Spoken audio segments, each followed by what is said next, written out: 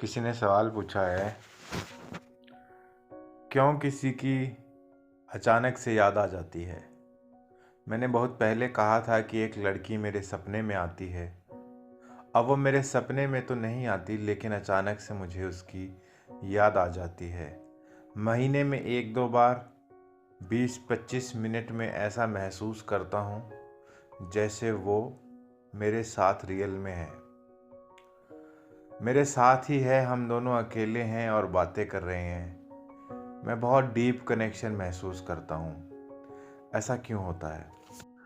वैसे तो इसके बहुत सारे कारण हो सकते हैं। मुझे विस्तार पूर्वक तो मालूम नहीं है कि आपकी उसके साथ क्या कहानी थी, कितना कनेक्शन था, कौन सा डीप कनेक्शन है, और ना ही मैं इन बातों को पास्ट लाइफ से जोड़ने की कोशिश करूँगा।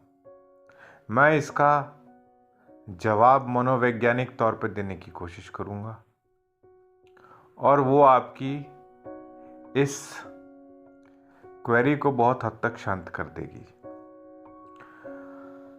ज़्यादातर ये सिचुएशंस देखने में तब आती हैं जब व्यक्ति अकेला होता है, जब उसकी ज़िंदगी में खालीपन होता है। बहुत सारे ऐसे सिचुएशंस मैंने देखी हैं जहाँ पे लोगों को बहुत डीप कनेक्शंस होते हैं किसी के साथ। अब जैसे आपकी इस कहानी है, उसमें मेरे को मालूम नहीं है कि क्या कहानी है एग्जैक्टली पूरी, लेकिन कुछ कहानियाँ तो मैंने देखी हैं, अच्छे से पूरी तरीके से जानता हूँ।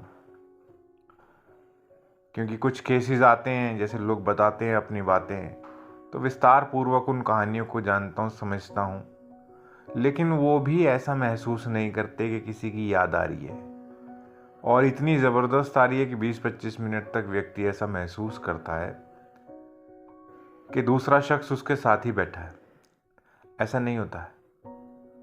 लेकिन ऐसे किस्से भी मैंने देखे हैं जहाँ पे कोई व्यक्ति ये बोलता है कि मेरा किसी के साथ बहुत ज़्यादा कनेक्शन तो है नहीं, जीवन में किसी से कुछ वक्त के लिए मिला था, रेलवे स्टेशन पे बैठे थे, एक लड़की मिली थी और इतनी फ्रेंडली थी, हमारी उसके साथ बातें हुई, ऐसा लगा जैसे जन्मों जन्मों का रिश्ता है।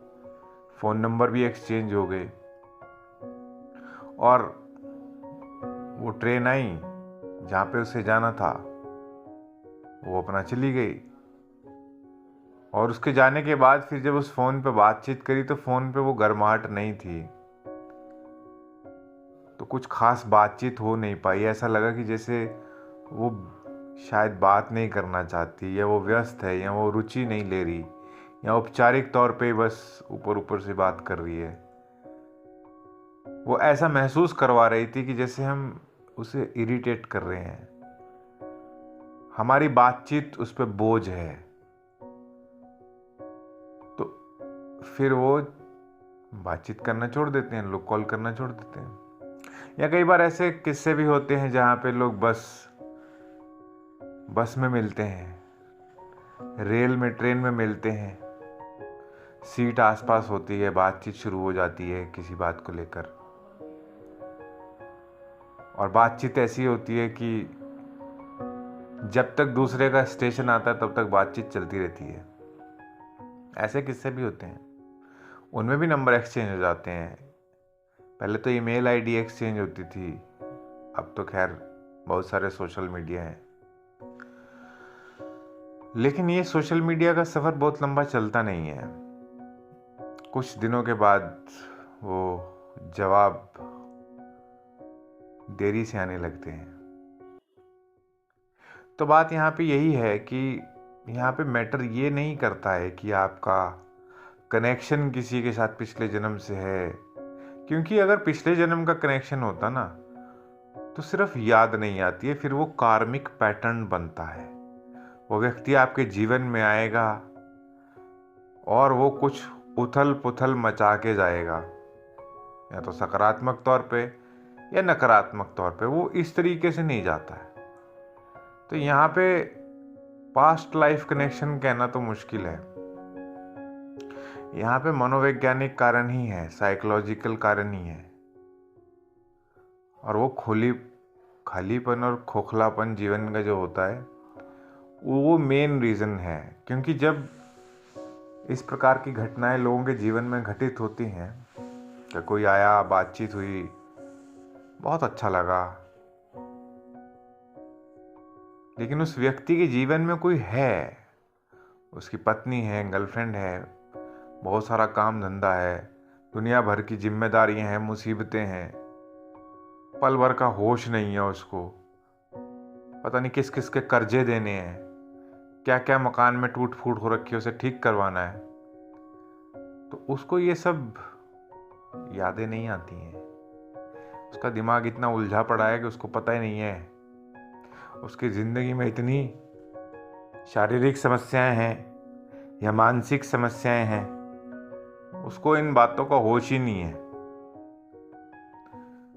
तो ये सब स्थितियां तभी आती हैं व्यक्ति के जीवन में जब उसकी ज़िंदगी खाली होती है और कोई ख़ास समस्या उसके जीवन में होती नहीं है। ज़िंदगी में सब कुछ सही चल रहा होता है, आर्थिक तौर पे भी व्यक्ति सही होता है, शारीरिक तौर पे भी, मानसिक बौद्धिक तौर पे भी ठीक ठीक होता है, चलो कोई ऐसी बड़ी दिक्कत नहीं है, पर इमोशनली बड़ा लोनलीनेस फील करता है। तो ये जो परिस्थितियां बनती हैं उसकी याद आती है, वो खालीपन ही है और बड़ा ज़बरदस्त खालीपन है। अब ये इस चीज़ को तो आप ही जानते हैं कि आपके जीवन में कोई लड़की नहीं है जिससे दिल की बातें कर सको, कोई दोस्त भी नहीं है जिससे दिल की सारी बातें कर सको, और कोई ऐसा गोल भी नहीं है, मकसद ज़िंदगी का जिसे पाने की तड़प हो। ये भी बड़ी गहरी बात है जो मैंने आपको बताई है। गोल, ज़िंदगी में मकसद, ये मकसद का ना होना, किसी जीवन का उद्देश्य का ना होना भी इस किस्म की परिस्थितियों को जन्म देता है। क्योंकि जिन व्यक्तियों के जीवन में कोई पर्पस होता है ना, वो परवाही नहीं करते, वो सोचते ही नहीं है, उनका दिमाग उस चीज़ में इतना लगा रहता है कि मेरे को ये चीज़ ज़िंदगी में अचीव करनी है। वो पर्पस स्वयं के लिए भी हो सकता है, समाज के लिए भी हो सकता है। समाज के लिए मुझे कुछ करना है या अपने लिए कुछ करना है, अपने परिवार के लिए कुछ करना है, पर कुछ करना है और उसके लिए बहुत मेहनत लगेगी और मेहनत करनी है। तो जब इन सब चीज़ों का अभाव होता है तो जो मन होता है, जो बुद्धि होती है, उसके पास समय ही समय होता है इमेजिनेशन के समंदर में घूमना, यादों के समंदर में तैराकी करना।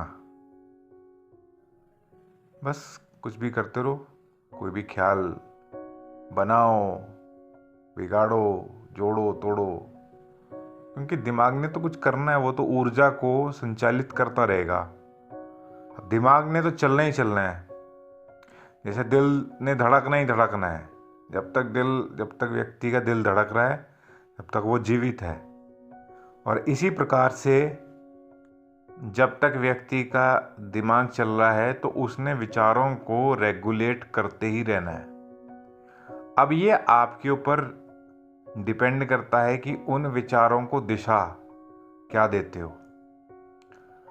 जैसे होती है ना कश्ती अगर आप पानी में रख दोगे, डाल दोगे, जैसे समंदर होता है, तो उसने तो हिलते ही रहना है, क्योंकि लहरें आती जाएंगी और लहरों ने कश्ती को हिलाते ही रहना है।